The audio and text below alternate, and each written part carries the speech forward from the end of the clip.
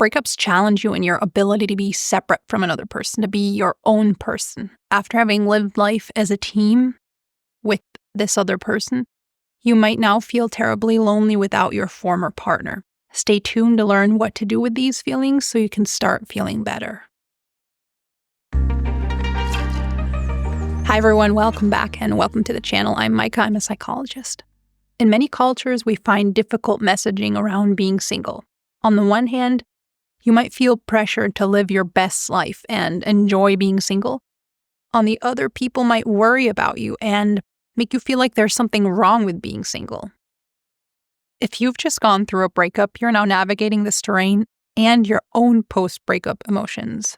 You may be feeling lonely, helpless, hopeless, powerless, rejected, and/or abandoned. In the following, I'd like to help you with that and share some thoughts on how you can make this easier for yourself. I've grouped my thoughts into 2 steps. Number 1, remove pressure and shame from the mix. Before we get to the core of your emotions, I'd like to encourage you to let go of any emotions you're having about your difficult emotions. If you're feeling lonely and hopeless, that's enough to carry. You don't need additional difficult emotions in response to your original difficult emotions.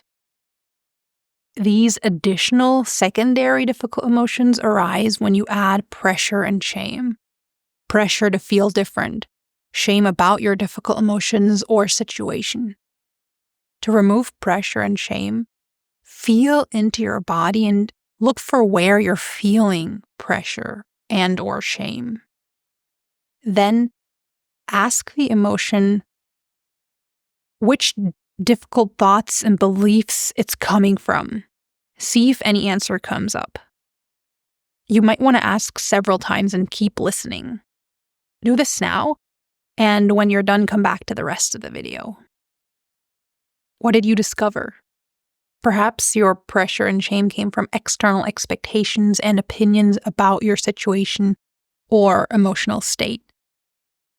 Perhaps they came from your own mindset, thoughts, and beliefs. These can sound like, I'm pathetic for feeling this lonely. I should not be this upset by this breakup. Something's fundamentally wrong with me for not having been able to make this relationship work. I can't trust myself or my emotions. Let go of these judgments and find more helpful thoughts like, it's absolutely natural and human to be this devastated after a breakup. Humans are social. It's natural to want connection and belonging. Being single is not a fail or a flaw, and neither is, if that's the case for you, knowing I want a partner when I'm ready for it again. Step 2, extricate your identity from abandonment.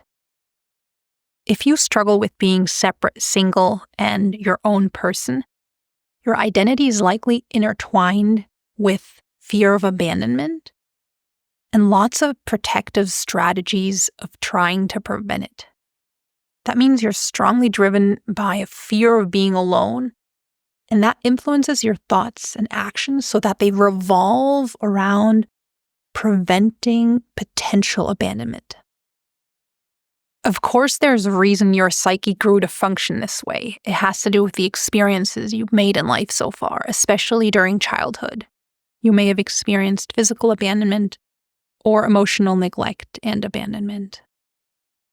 Fear of abandonment may also be a generational fear that you've taken on from your parents and other ancestors as something like an unconscious family identity that's passed on and on.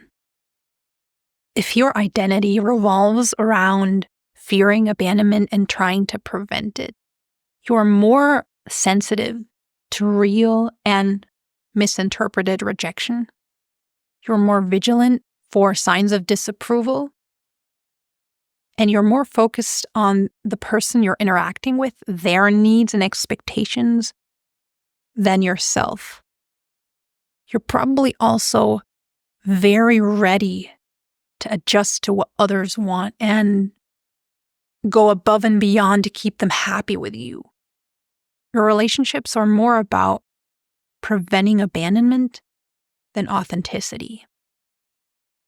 If you've recognized yourself in this description, a breakup might hit you harder than it would other people because the one thing you've been working so hard to prevent has now happened. A breakup is more central to your current identity than it is to other people. The good news is the ability to be separate can be learned and practiced at any age, especially now that the part in you that fears abandonment is alive so intensely. You can use this acute awareness to heal and soothe your abandonment wound. A powerful way to do this is to work on your core beliefs. What do you believe about yourself, relationships, and life that comes from the misguided logic of your abandonment fear? These are beliefs like, I'm not enough, I'm not lovable, something's fundamentally wrong with me, I can't make it on my own, I have to neglect myself so that someone will stay. I have to drown out my inner voice to make others happy. Being single is the worst thing that can happen to me. Write down and remind yourself of empowering core beliefs that encourage you in your separateness as a person. I'm enough and lovable, no matter if I'm in a relationship or not. I can have a good time on my own. I can use this time for personal growth and self-discovery. I can be myself when I'm alone and in relationships. I can be me. I can express myself and my needs. I can let others see the real me. That's the best cure for loneliness because it creates emotional togetherness. Use this time to better get to know yourself. What are your priorities when you're not taking someone else's into consideration? What are your values, goals, interests, and hobbies? Which experiences, people, music, and books invigorate and enliven you? What do you need to feel good, physically, mentally, emotionally? What are your preferences, likes, and dislikes? What's something that comes naturally to you? What are you not drawn to? What's something you feel repelled by? Make plans for days and times a day you feel particularly lonely at. Call a friend, plan to meet someone on the weekend. Don't wait for others to call or text you. Call or text them. Practice feeling safe when you're alone. Direct your attention onto thoughts and cues for safety. Practice grounding techniques like abdominal breathing and muscle relaxation so you can turn off the stress response in your body. That way you can retrain your brain to associate being alone with safety, not alarm. Rhythms help with this too, rhythmic music and movement. Dancing, walking, cycling, swimming. It may feel foreign to you to approach separateness like this with helpful core beliefs and proactivity, but the more you do it, the less foreign it'll feel. The more you step out of the ill logic of your abandonment fear, the less you allow it to direct your actions, the less dominated you'll feel by it, and over time, this fear will grow smaller and smaller. The more you build your identity around positive values, the less central your fear of abandonment will be to who you are. Belonging and connection will become an important and natural part of life that feels easy and nourishing. You actually also need the ability to be separate for good relationships too, not only when you're single.